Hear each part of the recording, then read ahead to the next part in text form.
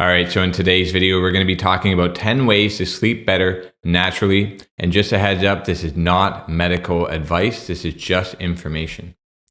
Number one, we want to get more time outdoors, out in the sunshine, out in the fresh air.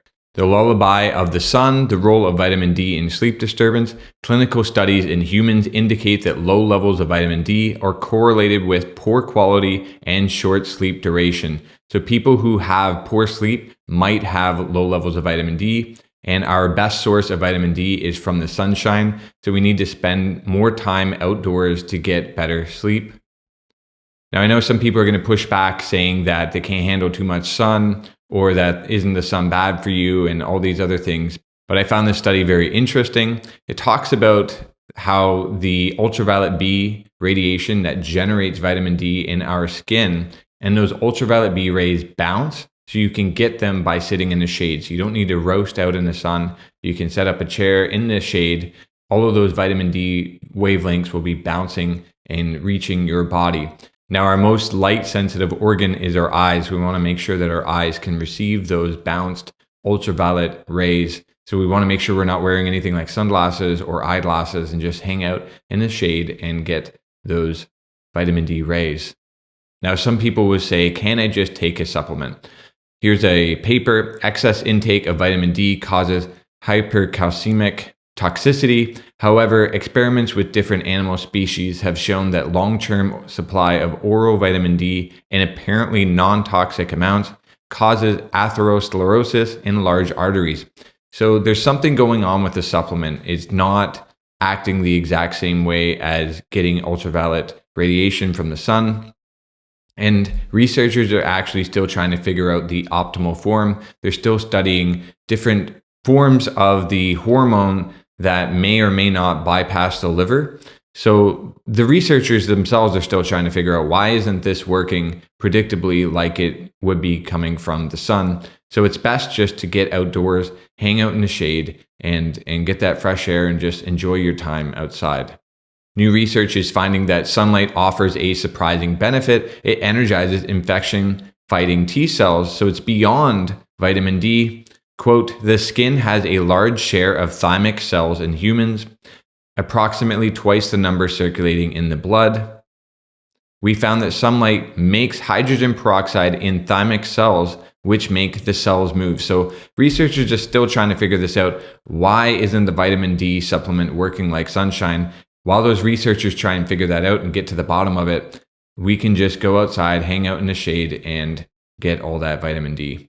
And as we just covered, the sun is much more than vitamin D. The brightness of the sun also matters for our body. So here in this study, they took college students and they exposed them to different levels of bright light. And they found that with the bright light intervention, an earlier sleep onset time, shorter sleep latency, and a lower morning sleepiness were observed after a 5-workday morning bright light intervention. So just 5 days of having a little bit more light was improving sleep in these college students. And 1,000 lux is not even that much. So here's a paper looking at common areas and what the amount of light brightness there might be in those areas. And you can see that inside a house, it might be 50 lux in the family living room. And in office lighting, it might be more closer to 300 to 500.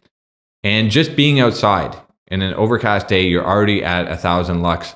When you go out into the direct sunlight, it's incredibly bright, off the charts. So being outside is easily 20 to 100 times brighter than being indoors. And that brightness matters for our body. Here's a different study looking at female nurses, and they found out that exposing them to bright light was improving their sleep quality and their mental health. And you can do a fun experiment yourself. You can go buy a lux meter yourself if you'd like to experiment with more accurate results. But even an iPhone can be pretty good with the right apps. I can drop a link in the description. Some of these apps have been calibrated to a real lux meter, so they're not super accurate, but they're accurate enough to get a general idea of what's going on. So you take a piece of white printer paper and you wrap it around the camera so that it causes the light to be diffused properly. And you can see inside your house how dark it is inside and then how bright it is outside. Our eyes are incredibly good at trying to keep the levels balanced where it still seems bright enough inside, but that's changing the physiology of our body. Our body uses bright light to work properly. And so being outside is more than just vitamin D. There's the brightness, there's fresh air, there's all sorts of things going on. If you're struggling with sleep, you may want to try and spend as much time as you can outside. Number 2, we need to go back to incandescent lighting. So not all light is equal. People talk about energy efficiency and how much better LEDs are for power, but what about how much better are LEDs for our health? Are they better for our health? How much worse for our health are they? So here we've got a graph of different light sources: incandescent, fluorescents, halogens, cool white LEDs, warm white LEDs. And at the top left, we have daylight. So that's sunshine. Now, it's not the full graph. Sunshine can go into the ultraviolet and it can go far into the infrared and far infrared. But if you take a look at these graphs, you can see the incandescent hits all of the light spectrum. So it's actually all the blues, it's all the greens, all the yellows, all the reds. And then the fluorescent bulbs are just giving little spikes. So it's a little bit of blue, it's a little bit of green, it's a little bit of red. We see everything by the light bouncing off of it. And when the light source isn't casting all the frequencies of the color, you actually can't see that color on the object. So if you want to see things properly, you need an incandescent light bulb that's going to be hitting every single spectrum of color so that the colors show up properly. Halogens are another good option. You can see with the cool white LEDs, it's very, very heavy on the blues and very, very low on the reds, next to no red. And that's why it's efficient, because once you drift into the red frequency, you're very close to infrared, which is where we start to lose our eyes don't see it anymore and it starts to generate heat. And so that's why they're more efficient in terms of energy, is they use less energy because they're not giving us those wavelengths. It's not actually more efficient for the same job. It's just doing a crappier job. And the warm white LEDs, very, very heavy on the greens. And again, still not much of the red wavelengths. And so this is a different graph that goes beyond the visible range. And you can see that the incandescent bulbs are generating all of this energy that's beyond where we can see into the 1,000, 1,500, 2,000 nanometers. Those are called infrared rays. So you have the red wavelengths, and then right next to that, you have the infrared rays. And then that's where heat starts to get generated. And that infrared energy is actually good for our body. So here's a paper here from 2023. We discovered a flow driving mechanism that can operate without imposed pressure using infrared energy to propel flow. So this is talking about how our body uses infrared energy to drive blood circulation in the body. So my question to you is, when we made these efficient LED light bulbs, we've completely removed all the red and all the infrared. And my question is, are those red and infrared wavelengths useless? So when we remove them, we're becoming more energy efficient. It takes less energy to drive the light bulb. But is that good for our body? So it's energy efficient. Is it human efficient? Humans are drawn to fires. We love fires so much. We love candles. We love fireplaces. We love looking at the light so much. And why are we built to crave that kind of light? And I would say that infrared light is why we love looking at candles. It's why we love looking at fireplaces. It's why we love looking at sunsets, which is very, very heavy on the red spectrum. We crave that energy because it's good for our body. Here's a paper here that red light therapy improves blood glucose levels.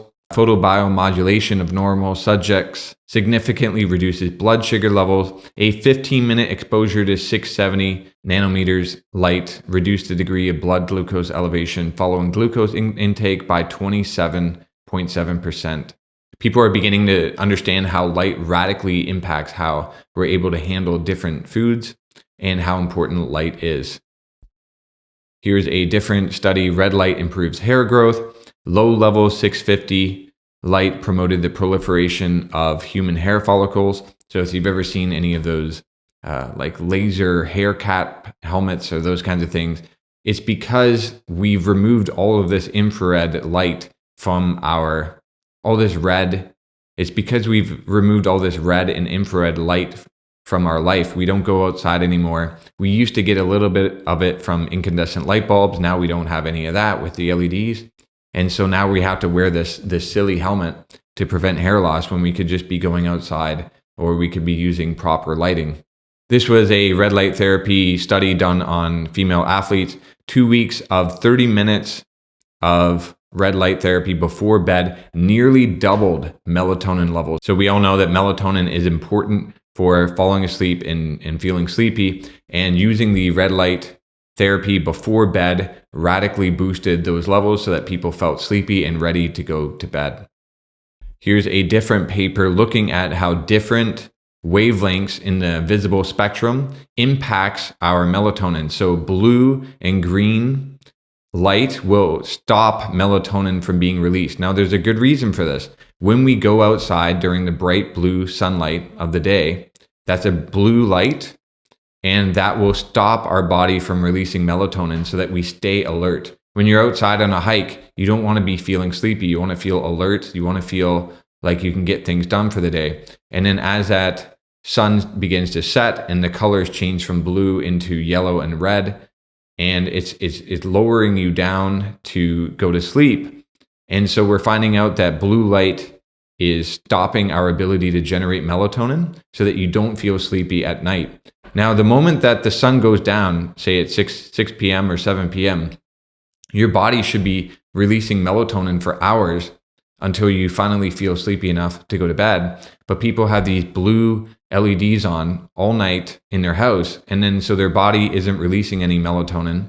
It's being suppressed because the body thinks it's daytime. And so they just stay awake all night. And then when it gets too late and it's 11 or 12 and they're thinking, well, I need to get to bed, they don't have any melatonin built up to allow them to go to sleep. So they just lay there in bed wondering why they can't sleep. So if you use an incandescent light bulb that's heavier on the yellows and the reds, that won't be suppressing the melatonin, and it will start to gear down into sleep mode, and you'll be able to fall asleep much more easily. So we want to go back to those incandescent light bulbs.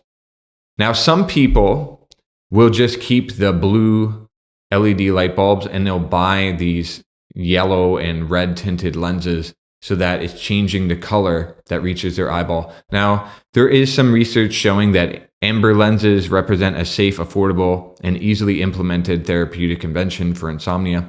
So these red tinted and amber tinted lenses, they do work. If you can find a pair that's cheap for $20, it's a fun experiment. You see how much that light actually does impact you. But I wasn't a big fan of them because I just don't like to wear glasses. I don't like the pain in my ears. I don't like the pain on my nose. And they were changing the focus a little bit, just like making things slightly larger. I've also got 3 kids, and I don't want to make my kids wear all this stuff. And I realized that it would be better just to improve the environment instead of making everyone wear glasses. And so I just switched to incandescent lighting, which cuts out most of the blue and the green and is heavier on the orange and the red. And then you don't need these glasses anyways.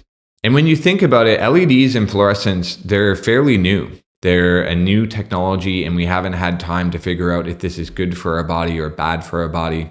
So here's a paper, The Potential Influence of LED Lighting on Mental Illness. Blue light exposure may suppress melatonin, increase alertness, and interfere with sleep in young, healthy volunteers and in animals. In a study of 274 women with malignant melanoma, they've reported exposure to fluorescent lights at work, and it was associated with a doubling of melanoma risk. So that's the worst type of skin cancer. So it could be that when you use these light bulbs that have these isolated frequencies that aren't the full spectrum of light, it could be causing some sort of damage to the skin. It could be that red light helps the skin to heal and the eyes to heal. And so when we make these light bulbs that don't have the healing red light frequencies in them, that they could be causing more damage to the skin and the eyes. So So this is new technology. We don't really know how it impacts the whole body, and the government has been locking down your ability to buy these. And so you may have to Google rough service incandescent bulbs to find things. You can also find the old Edison style bulbs that are a little lower in wattage. They're under some sort of classification as decoration, so they're still able to sell those. And just if you move away from LEDs, especially during the night after sunset, I believe you'll see an improvement in sleep.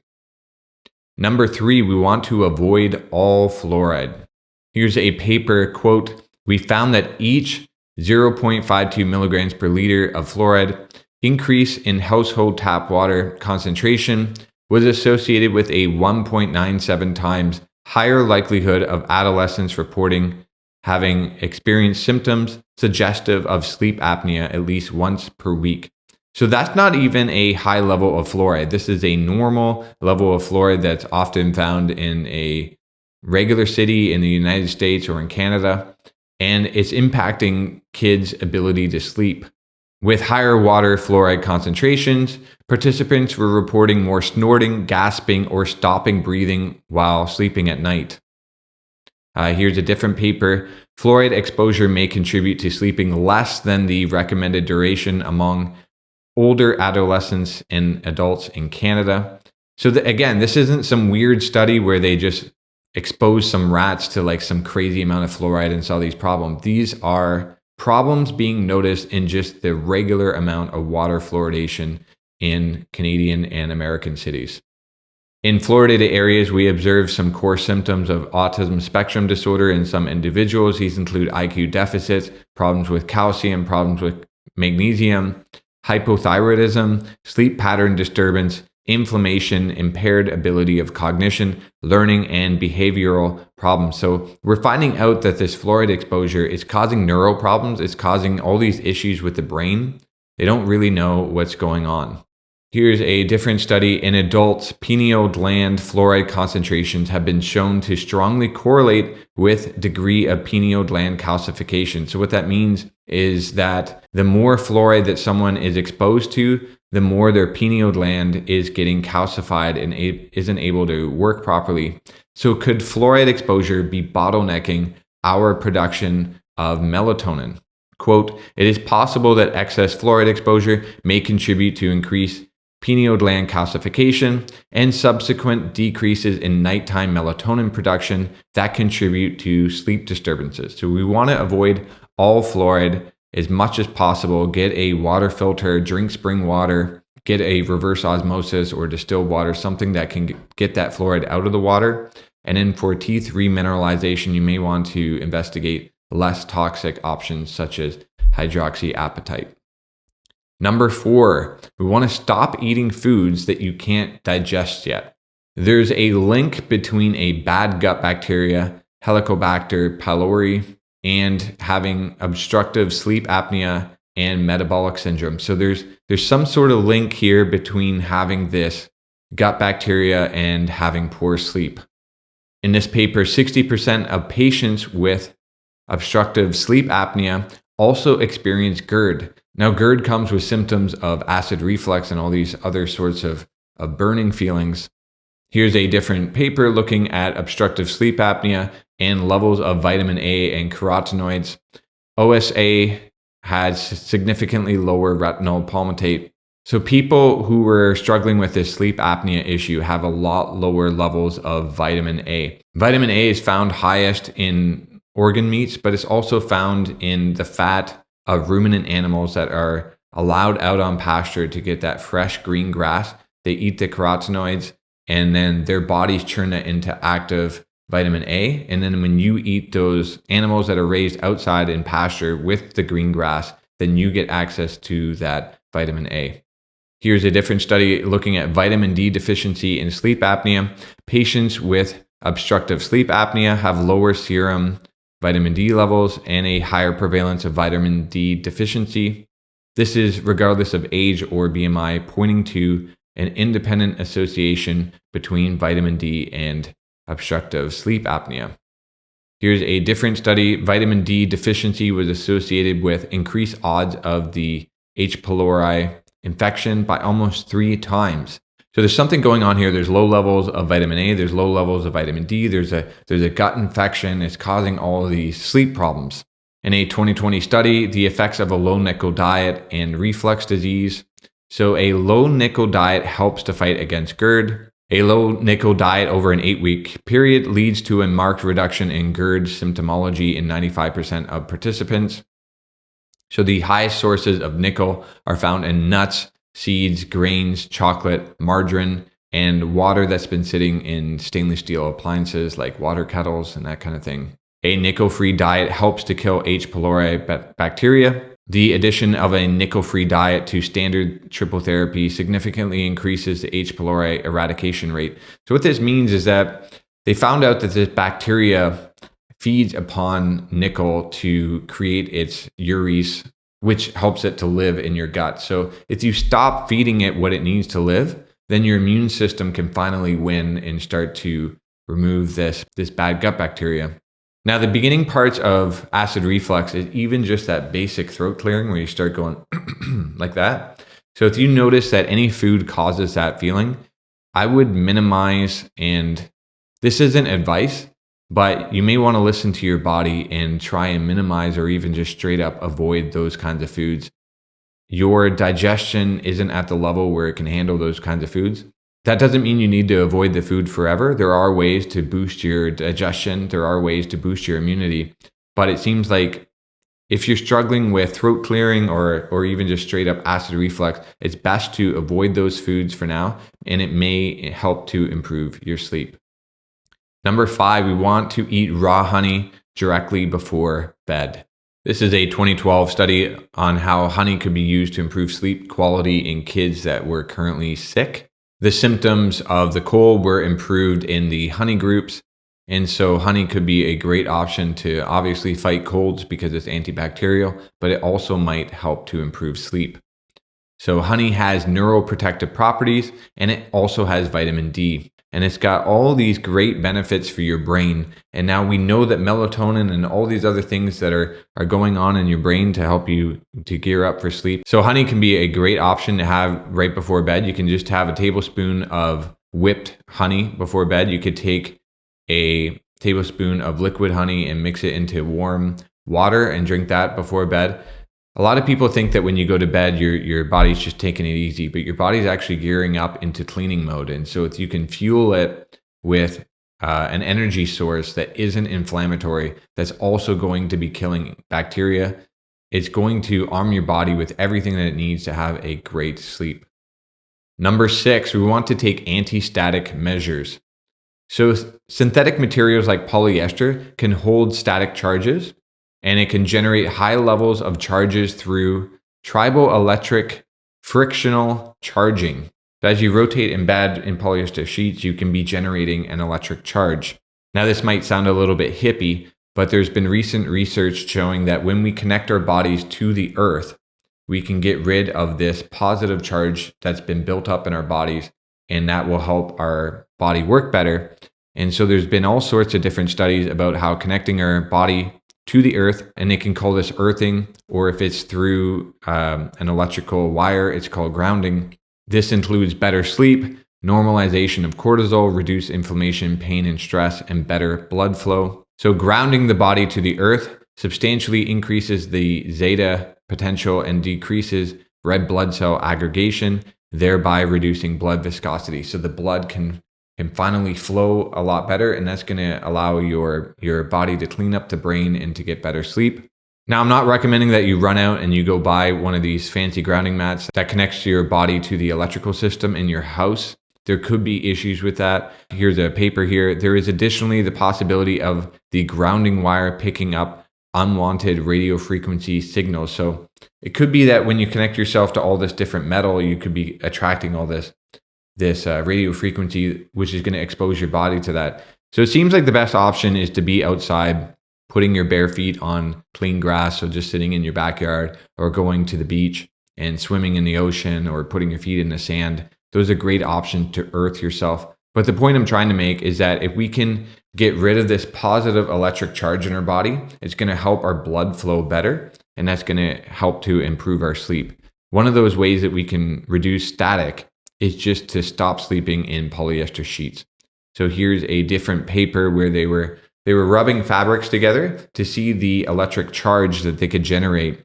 And you can see the worst ones are polyester and acetate. The next one down on the list was wool, and then silk, and then cotton, wool, cotton, then cotton and wool and cotton silk and linen. All of these have next to no electric charge as you're rubbing in them. So if you're rotating in the night, those sheets aren't going to be generating any electric charge, which is going to disrupt your blood flow. So a great option is just to buy 100% cotton sheets. You can get some from IKEA for cheap. You may want to experiment with linen or silk. People are sleeping in plastic sheets all night. You're sweating a little bit. You could be absorbing some of that plastic. Who knows what's going on? All we know is that people aren't sleeping well. A lot of people are in plastic sheets. Upgrading your bedding to inexpensive cotton sheets just seems like a no-brainer to me. Number 7, we want to take a bath with dead sea salts. Taking a warm shower or a bath helps to improve sleep. This was associated with improved self-rated sleep quality when scheduled 1 to 2 hours before bedtime for as little as 10 minutes. So it could be that taking a bath or a shower before bed could warm up the body and allow you to fall asleep more easily. Now, I'm not a big supplement guy, but I'm aware that magnesium can help people to fall asleep. It can cause great dreams, all these things, but not everybody does well with magnesium supplements. It can cause gut problems, such as diarrhea. It can cause nosebleeds, all sorts of different things. I don't like supplements, and so I like to go more the topical route if you were going to go this route. So the Dead Sea comes with magnesium chloride, potassium chloride, and all these other trace minerals that are good for our bodies. And so you can just add a little bit of this to the bath and your body will absorb a little bit. Now, I know that some people would say that the body doesn't absorb it, but there are studies showing that the magnesium ions can get into the body when it's topical, and it might be getting there through the hair follicles and being absorbed up through that route. But they've already seen in these studies with sunscreen that all these sunscreen byproducts are being found in the blood not long after applying sunscreen. So it's to me, it's pretty clear that the body is able to absorb things through the skin. So that could be another great option to help to maximize sleep is just doing a bath with a little bit of dead sea salts. And again, you want to ease into this because not everybody does well with very, very high levels of magnesium. If they're already dealing with some sort of gut problem, which is like an immunity problem, they may not be able to handle that much more magnesium at this time. Number 8, we want to wear loose wool socks to bed.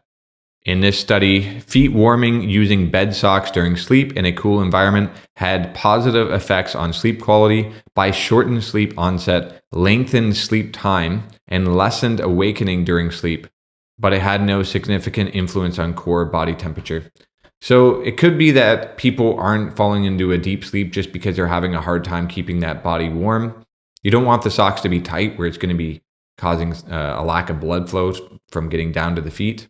So the loosest socks that you could probably get are these kind of wool slipper socks that are kind of knitted or crocheted. And you can find a whole bunch on Etsy or take a look around. If you want to look for something called house socks or bed socks or wool slippers, and you can slip those on and see if you do well wearing those to bed.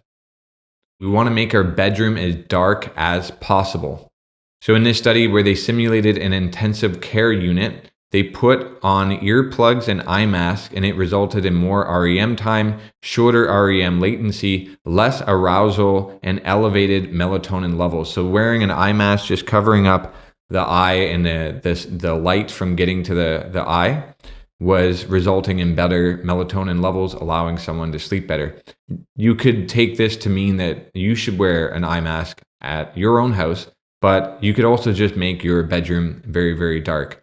So instead of an eye mask, you can get blackout curtains, and you're going to block out all that light pollution from all the street lighting and everything that's going on outside of your bedroom. You can pick up some blackout curtains. You want to make sure that you can't really see your hands at night.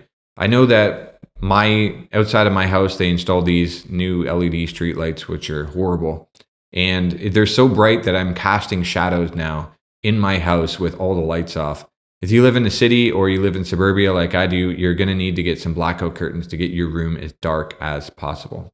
Number 10, we want to open the bedroom door and, if possible, open your window. Here in this 2016 study, the effects of bedroom air quality on sleep and next day performance, they measured sleep quality and perceived freshness of bedroom air improved significantly when the carbon dioxide levels were lower, as did next day reported sleepiness and the ability to concentrate. If you can get your carbon dioxide levels down from 2,500 down to 600, you should have a much better sleep.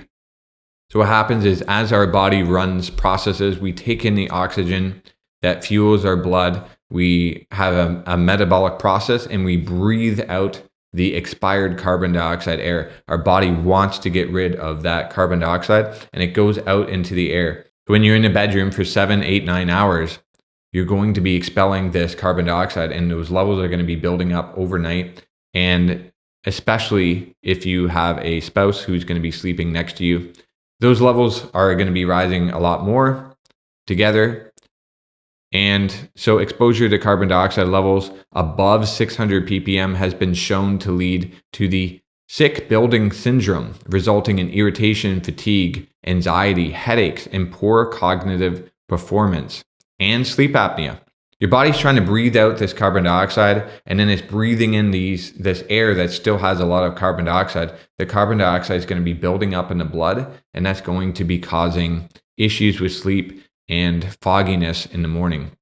So one thing is to buy an Airthings carbon dioxide monitor. It will log the carbon dioxide and send it via Wi-Fi, and it will log that, and you can see how the levels are going to build up overnight. I tried one of these monitors, and in my house during the winter and my in-laws, so it wasn't just my house, it would often be 2,000 plus carbon dioxide all the time. I think this has to do with the HVAC furnace. It's just high levels of carbon dioxide, and when it's minus 20 Celsius outside, you can't really open the window. And when you do open a window, even when you just open it like a crack, it doesn't really lower the levels that much, and it's freezing. So if you live in a place with a real winter, it can be tricky to get the carbon dioxide levels down. Even if you're living in the south, like in Florida, and it's super hot outside, it can be hard to open the window because now it's going to be uncomfortably hot inside your house. But if you can't open the window, I found that if you can open it at least an inch or two, you can get the carbon dioxide levels down quite a bit. I could get it down from 2,000 all the way down to 500 just by opening the slider door a little bit or opening a window. The monitor can be very helpful to help you understand how to get the levels down. I saw some people posting on X that even just opening their bedroom door, they were able to get the levels down from 2,000 down to like 800 kind of thing, if I recall correctly. So just even opening your bedroom door is going to allow that air to circulate throughout your house. And if possible, you want to be able to open your window. Now, we all live in different areas, and there are some areas that are safer than others. Maybe you want to get one of those security bars so that they can't open the windows further. If you have screens on your window, that's another thing that's going to be noisy to get out of the way. But if you can open your window, you're going to get benefits beyond just lowering the CO2. Objectively measured and subjectively rated bedroom indoor air quality improved when the windows were open. There's these benefits going on that are beyond CO2. It could be the fresh air and negative ions. It could be higher levels of oxygen, not just lower levels of CO2. Like, we're not sure what's going on, but opening your door is step one. And then if possible, opening your window is even better. Now, if you live in a place that's very hot or very, very cold, you may want to look into an energy recovery ventilator or a heat recovery ventilator. And so what these things do is they ventilate the air while trying to keep the coldness or the heat. And so it's like these pipes that have these metal rods. And so as you blow out the hot, stale air, it blows out the hot, stale air, and that heat touches the metal rods. The metal rods become warm, and then it'll breathe in fresh, cold air. That cold air will touch the metal rods that are warm and warm up and then come into your room. And so it pushes out and then it pulls in, and it pushes out and pulls in. And those heat recovery ventilators can drastically reduce the carbon dioxide. And so not only are you going to be getting better sleep, but they had this study up here in Canada where the rates of reported rhinitis were significantly lower in the heat recovery group rather than the placebo group. So they were finding out that in these extremely cold places where you can't open the windows during the winter, if they had a heat recovery ventilator, they were experiencing less colds and sickness. So that could make for a much better winter just by having fresh ventilated air, but still at a temperature that allows you to survive there in the winter. Now, tactics only go so far. What's the root cause of poor sleep? So here in this paper, iron deficiency and vitamin D deficiency were associated with poor sleep quality. So if you're struggling with sleep, you want to look at your vitamin D levels, and you might be struggling with iron deficiency. Here's a paper: vitamin D deficiency is linked to inflammation, chronic inflammation. Vitamin D deficiency is linked to not generating enough healthy blood. So an association between vitamin D status and hemoglobin concentration has been reported in several studies. And now more recent research has been finding out that there's something called anemia of inflammation. So it's not anemia through a lack of iron intake, but anemia caused by inflammation. The body starts to store iron anywhere it can. It stores it in the liver, it stores it in the skin, those like your liver spots, stores it in the eye, stores it in your joints, just trying to get rid of the iron. Now, why is your body trying to get rid of iron? Iron deficiency drops neurometabolism, leading to poor sleep. Suggested that the changes in the neurotransmitter metabolism was due to iron deficiency. So this lack of enough healthy blood could be affecting our neurochemistry in our brain and affecting our ability to get a good sleep. Now, why is our body trying to get rid of this iron? I thought iron was good. Iron is what we need to charge our red blood cells. Studies in children have shown that excess iron causes inflammation and the growth of pathogenic bacteria. Since iron is an essential growth factor for H. pylori, it also competes with the host for iron absorption. H. pylori possesses some proteins in the outer membrane that play a role in bacterial iron absorption. So we're finding out that we need iron to live, but pathogenic bacteria also needs iron to live. So our body is lowering our iron levels to protect us from getting infections. So our government has gotten this completely backwards. We've been adding all this powdered iron to white flour to fight iron deficiency. And now no one can eat white flour. They all have a gluten intolerance. No one can handle gluten anymore. Meanwhile, they can handle all the other grains like rice and oats with no problem. It's specifically the iron, or maybe the pharmaceuticals that they're adding as well. The folic acid could also be a problem, but you want to avoid anything with white flour because it's going to come with this powderized iron in it, which could be feeding bad gut bacteria, which is going to be leading to sleep apnea and all sorts of different sleep issues. So if you have poor sleep, we want to work on fighting chronic inflammation, suggesting that inconsistent sleep is associated with higher levels of inflammatory biomarkers. So there's something going on with our body. Our body is fighting an infection and we're getting poor sleep because of it.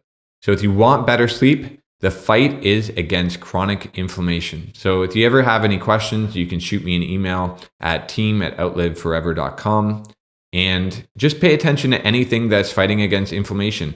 Now, inflammation is also linked to heart disease. It's linked to cancer and diabetes and all these horrible things, stubborn fat and weak muscles. So if you ever see any studies about natural things that are helping to fight against heart disease or fighting against diabetes, you may want to pay attention because it might also help you improve your sleep. Now, there's only so much I can cover in a YouTube video, so I'd like to invite you to join the Outlive newsletter. And there we can talk about much more controversial topics. I have no risk of getting shadow banned or just straight up banned. So I hope to see you over on the newsletter, and I hope you enjoyed the video and have a good one.